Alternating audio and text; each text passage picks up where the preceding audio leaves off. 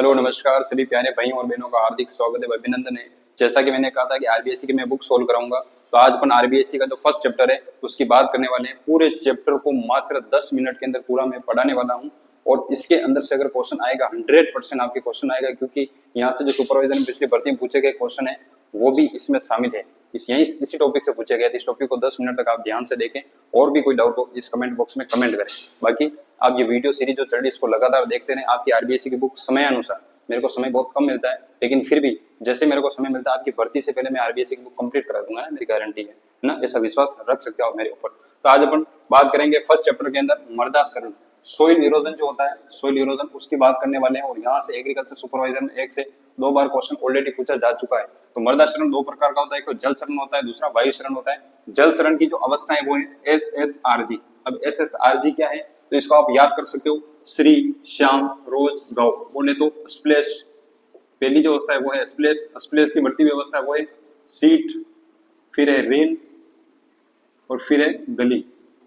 यानी कि पहली जो अवस्था है वो स्प्लेश या बौछार क्षरण, दूसरी अवस्था परत क्षरण, तीसरी अवस्था रेल क्षरण और चौथी अवस्था गली या अवनालिका क्षरण। यहाँ से क्वेश्चन पूछा जाता है कि बौछार क्षरण की बढ़ती हुई अवस्था कौन सी है तो परत क्षरण, परत क्षरण की बढ़ती हुई अवस्था कौन सी है तो रेल क्षरण और रेल की बढ़ती हुई अवस्था कौन सी है तो वो गली क्षरण। यहाँ से क्वेश्चन पूछा जाएगा सीट क्षरण को क्या कहते हैं, इसको डेथ ऑफ फार्मर, किसान की मृत्यु कहते हैं, क्योंकि यहाँ जो पतली परत होती है वो जल क्षरण के द्वारा बह जाती है और किसान की मृत्यु इसलिए कहा जाता है क्योंकि ऊपर वाली जो परत होती है सोइल की, वहां से जो पोषक तत्व होते हैं, इंपॉर्टेंट सोइल फर्टिलिटी होती है वो पानी के साथ बह के चली जाती है, इसलिए डेथ ऑफ फार्मर कहते हैं। और आपकी 12th की बुक के अंदर ऐसा लिखा हुआ है कि इसको आंखों के द्वारा देखा नहीं जा सकता है, तो ये भी इंपॉर्टेंट पॉइंट है। ये चारों अवस्था आप याद रख सकते हैं, श्री, शाम, रोज, गौ। फिर है वायु क्षरण। वायु क्षरण के अंदर है निलंबन, सस्पेंशन पहली अवस्था, दूसरी उच्चलन या साल्टेशन, तीसरी सतह सर्पण या सरफेस क्रीप। तो सस्पेंशन या निलंबन है उसके अंदर जो कणों का आकार होता है वायु द्वारा क्षरण होंगे 0.1 mm से कम है उसको निलंबन बोलेंगे। उच्चलन जिसके अंदर 0.1 से 0.5 mm के बीच अगर कण है वो वायु द्वारा क्षरित हो रहे हैं तो वो उच्चलन है। सबसे हानिकारक अवस्था उच्चलन है और वायु क्षरण की सबसे हानिकारक अवस्था जो कि 50 से 75% क्या करती है, वायु क्षरण करती है। सरफेस क्रीप या सतह सर्पण में क्या है, ये होती है 0.5 mm से ज्यादा के कण अगर वायु द्वारा क्षरित हो रहे हैं तो उसको बोलेंगे सतह सर्पण या सरफेस क्रीप। सर इसको याद कैसे करें, तो मेरे एक दोस्त का नाम है नीलेश, आप ऐसे याद रख सकते हो, नीलेश उच्छल मत सतह पर, नीलेश उच्छल मत सतह पर। तो फिर 0.1 mm से कम हो जाएगा निलंबन, उच्छलन 0.1 से 0.5 mm और सतह सर्पण 0.5 mm से ज्यादा हो जाएगी। ये आगे हो गया। फिर है बीज अंकुरण, यानी कि ये है सीड जर्मिनेशन। परसेंटेज कैसे निकालते हैं, अंकुरित बीजों की संख्या, वो आपको क्वेश्चन के अंदर देगा अंकुरित बीजों की संख्या इतनी है और बोए गए कुल बीजों की संख्या इतनी है, उसको 100 से मल्टीप्लाई कर दोगे तो आपका अंकुरण प्रतिशत आ जाएगा। ये भी इंपॉर्टेंट है, यहाँ से भी कई बार क्वेश्चन पूछे जा चुके हैं और पूछे जाने की पूरी संभावना है।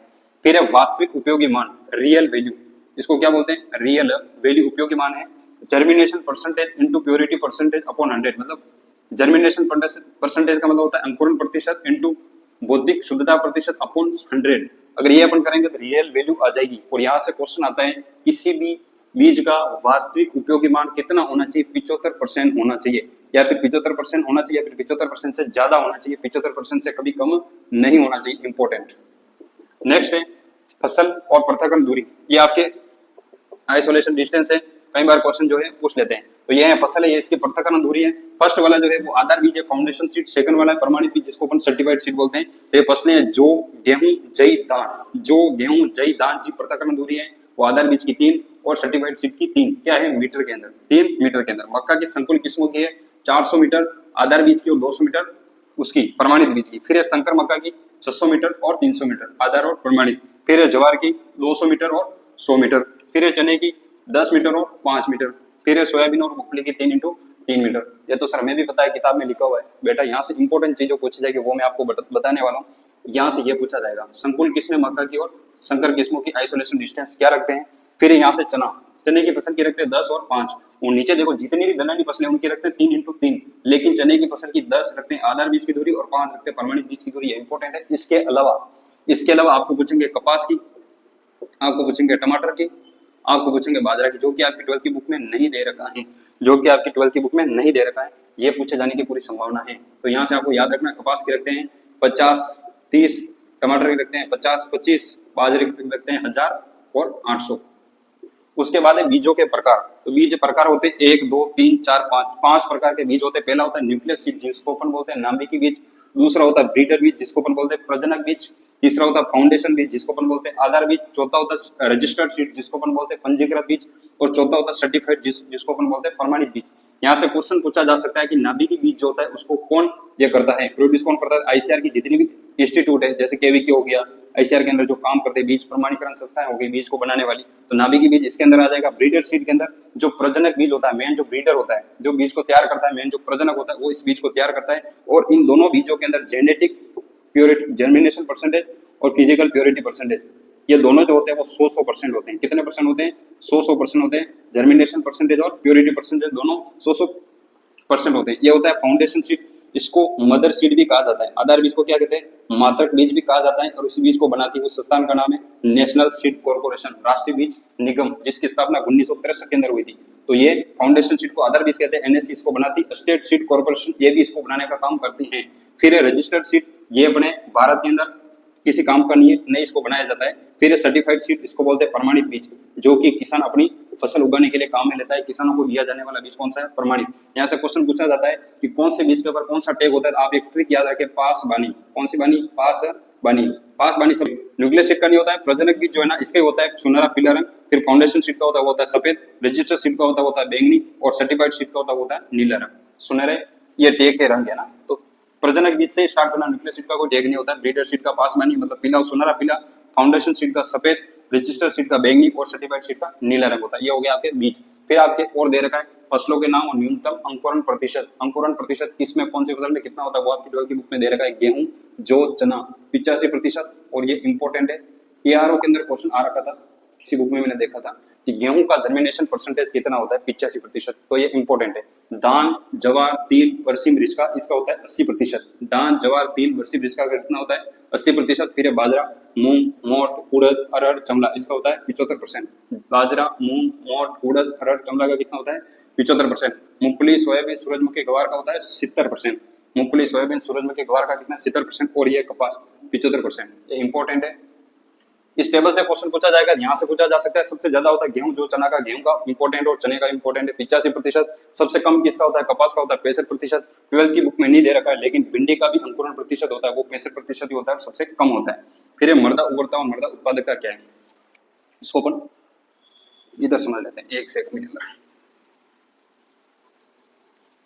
मृदा उर्वरता क्या है?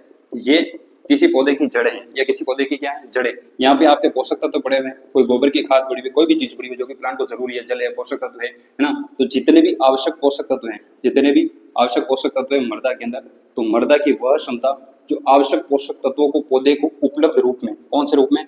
उपलब्ध रूप में और सही मात्रा के अंदर, उपलब्ध रूप में और सही मात्रा के अंदर उसको अवेलेबल कराता है, वह मृदा की क्षमता क्या कहलाती है?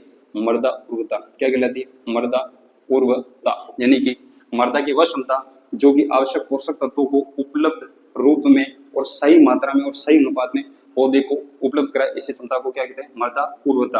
और प्रति हेक्टेयर मान लो ये पौधे हैं, ये खेत है अपना, प्रति हेक्टेयर, एक हेक्टेयर से मतलब प्रति हेक्टेयर जो उत्पादन होता है किसी फसल से, उसको बोलते हैं मृदा उत्पादकता। मृदा उर्वरता को, सॉइल फर्टिलिटी को अपन प्रयोगशाला में इसकी जांच कर सकते हैं, जबकि इसकी जांच नहीं कर सकते।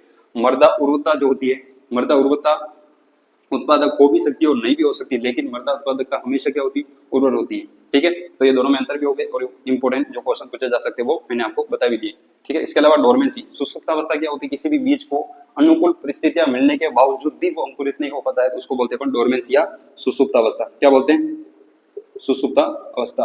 प्राइमरी डोरमेंसी किसको बोलते हैं? जो बीज कवच या भ्रूण या रासायनिक कारण से होती है। सीड कोट होता है, बीज के ऊपर जो कोट होता है उसके कारण, या फिर एम्ब्रियो के अंदर, या फिर केमिकल रिएक्शन किसी भी कारण से अगर डोरमेंसी हो रही है बीज की, तो उसको बोलते हैं प्राइमरी। और सेकेंडरी कोई भी जेनेटिक कारण है, कोई भी जेनेटिक कारण इंड्यूस हो रहा है, आपका बीज इंड्यूस हो रहा है, प्रेरित हो रहा है, किसी भी सामान्य परिस्थितियां मिलने के बावजूद भी अगर वो अंकुरित नहीं हो रहा है, जेनेटिक कोई कारण है, तो वो सेकेंडरी। और इम्पोज या इनफोर्स जो है, बीज को अधिक गहराई में बो देने के कारण जो सुसुप्तावस्था पैदा होती है, उसको बोलते हैं इम्पोज या इनफोर्स डोरमेंसी। फिर आपके मैंने दे रखा है वृक्ष, झाड़ियां और घासें। वृक्ष, झाड़ियां और घासें जो है आपकी किताब पे दे रखे हैं, इनके बोटनिकल नाम आप देख लेना, यहाँ से क्वेश्चन पूछे जाने की संभावना है।